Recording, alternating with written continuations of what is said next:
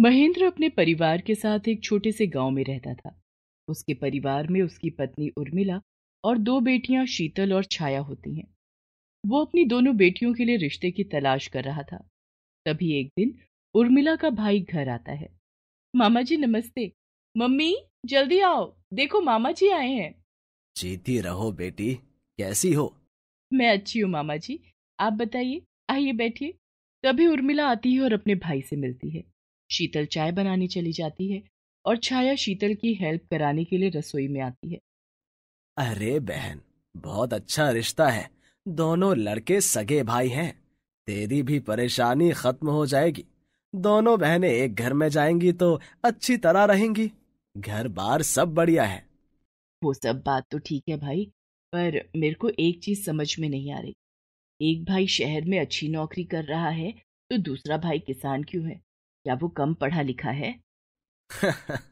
अरे बहन, वो बहुत पढ़ा लिखा लड़का है, पर उसे खेती बाड़ी का शौक है।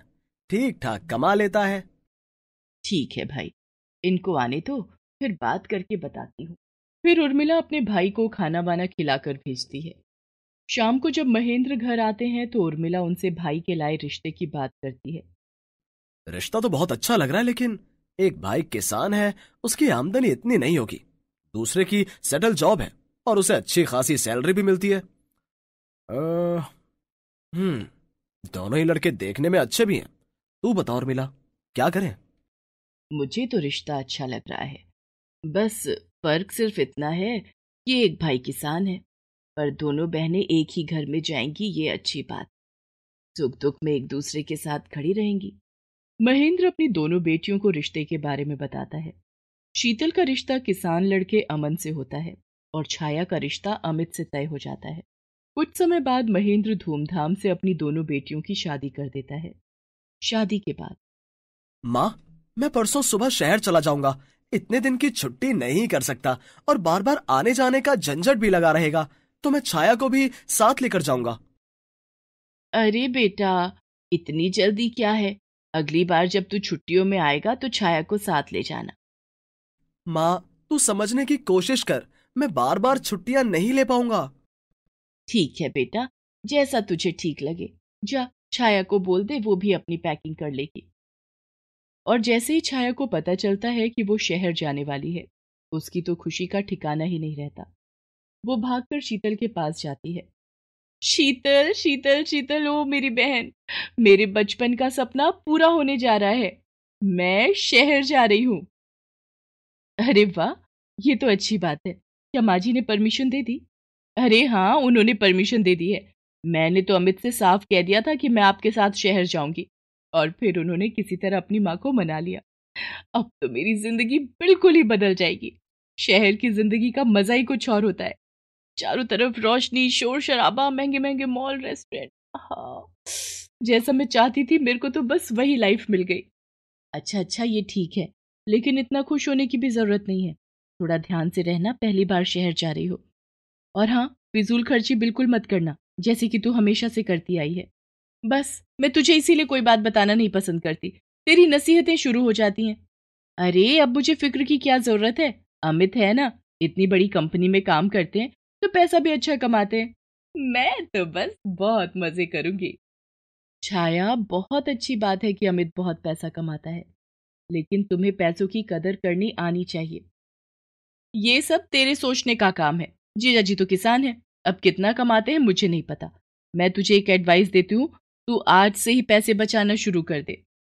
अगले दिन छाया अमित के साथ शहर चली जाती है। शहर आकर छाया के पर ही निकल आते हैं। शाम को जैसे ही अमित ऑफिस से आता, अमित आप आ गए, चलो जल्दी से फ्रेश हो जाओ। आज मैंने फोन पर बहुत अच्छा रेस्टोरेंट देखा है। अरे यार छाया, आज मैं बहुत थक गया हूँ। तुम घर में ही कुछ बना लो ना। रोज रोज बाहर का खाना भी तो ठीक नहीं है। मैंने तो दोपहर से कुछ भी नहीं खाया। मैं तो सोच रही थी कि शाम को रेस्टोरेंट में ही जाकर खाऊंगी। अब मैं इतना तैयार होकर किचन में खाना बनाने जाऊं? नहीं नहीं, हम लोग रेस्टोरेंट ही जाएंगे।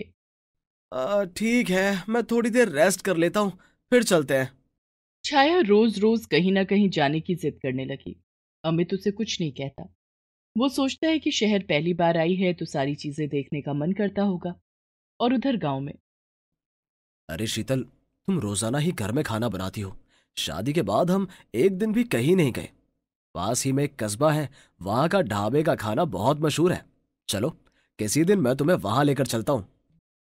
क्या मैं खाना अच्छा नहीं बनाती? मेरे कहने का ये मतलब नहीं है शीतल कि तुम अच्छा खाना नहीं बनाती। मैं तो बस सोच रहा था कि तुम जब से आई हो इस घर में रोज ही काम में लगी रहती हो। तुम्हारा भी तो मन करता होगा कि किसी दिन तुम मेरे साथ बाहर जाकर खाना खाओ। नहीं, मेरा ऐसा कोई मन नहीं करता। और फिर हम दोनों ऐसे जाते हुए अच्छे भी नहीं लगते। माँ के लिए तो खाना बनाना ही है, तो फिर हम अपने लिए भी खाना बना लेंगे। जितने पैसे आप रेस्टोरेंट में देने की सोच रहे हो, इतने पैसे आप मुझे दे देना। अच्छी बात है अन्नपूर्णा देवी जी, आप घर पर ही खाना बनाओ और हम सब साथ बैठकर खाएंगे। उन दोनों की बातें वहां से गुजरती हुई अमन की माँ भी सुन लेती है। अपनी बहू की बातें सुनकर उसे शीतल पर बहुत प्यार आता है।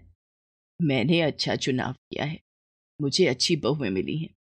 छाया भी जरूर अपनी बहन जैसी ही होगी। अगले हफ्ते मैं उन लोगों को बुला लेती हूँ।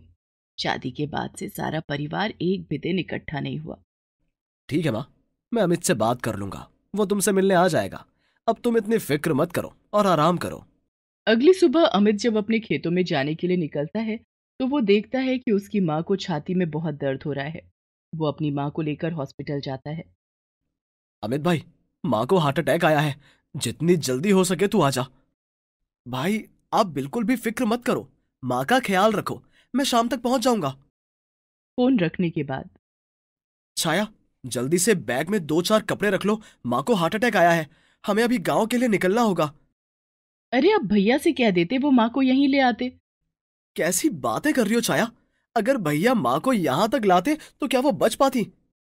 शाम तक वो भी हॉस्पिटल पहुंच जाते हैं। भाई, कल ही माँ तुझसे मिलने की बात कर रही थी और देखो, आज सुबह माँ को हार्ट अटैक आ गया। ये सब कैसे हो गया भाई अचानक से? डॉक्टर क्या बोल रहे हैं? हाँ, ठीक हो जाएगी, बस कुछ दिन अस्पताल में रहना होगा।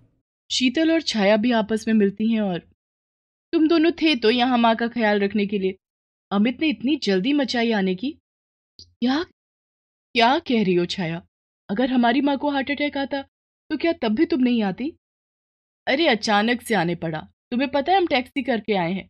2,500 खर्च हुए हैं पूरे। वही पैसे हम कहीं और भी तो खर्च कर सकते थे। मैं तुम्हारी बातें सुनकर हैरान हूँ। छाया, तुम कैसी बातें कर रही हो? कैसी क्या बातें कर रही हूँ? बस मुझे अब गांव पसंद नहीं है। छोटी सी बीमारी को भी बड़ा बनाकर दिखा रहे हैं। तभी उर्मिला वहां आती है और अपनी बेटी की बातें सुनकर, छाया, क्या शहर जाकर सारी तमीज भूल गई? वो तेरी सास हैं और अमित की माँ भी। शीतल को देख, जब से हॉस्पिटल लेकर आई है तब से एक पैर पर खड़ी है। परिवार क्या होता है, उसकी फिक्र क्या होती है, ये शीतल से सीख। तो यही तो खड़ी रहेगी ना, रहती भी तो इन्हीं के पास है। छाया वहां से पैर पटकते हुए अमित के पास जाती है, तो वो देखती है कि अमित पैसे निकालकर अमन को दे रहा है। भाई, ये कुछ पैसे रख लो, माँ के इलाज में काम आएंगे। अमित, तू टाइम पर आ गया, यही बहुत है। पैसों की जरूरत नहीं है, तू उसकी फिक्र मत कर। भाई, ये पैसे रखो, जरूरत पड़ जाएगी।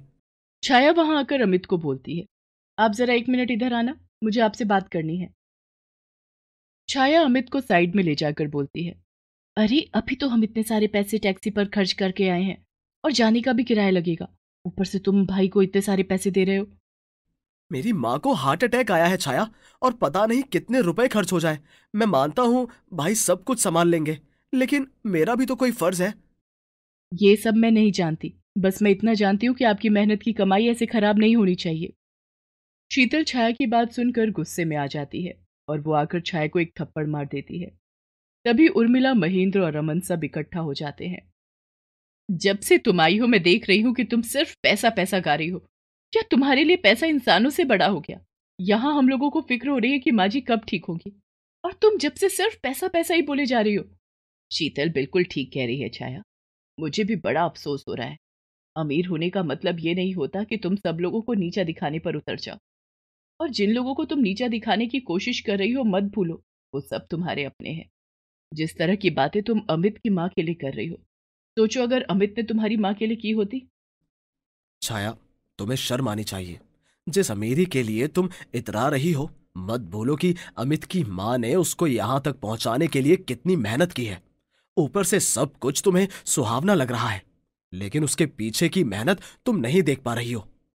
अपने लोगों के मुंह से अपने लिए ये शब्द सुनने के बाद छाया को अपनी गलती का एहसास होता है और वो अमित से और अपने माता पिता और शीतल से सॉरी बोलती है।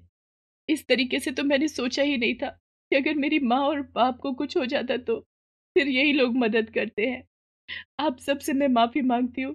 आइंदा से मैं कभी भी अपनी अमीरी पर ना तो घमंड करूंगी और ना दिखावा। तुम इस घर की छोटी बहू हो छाया, और सबकी लाडली भी।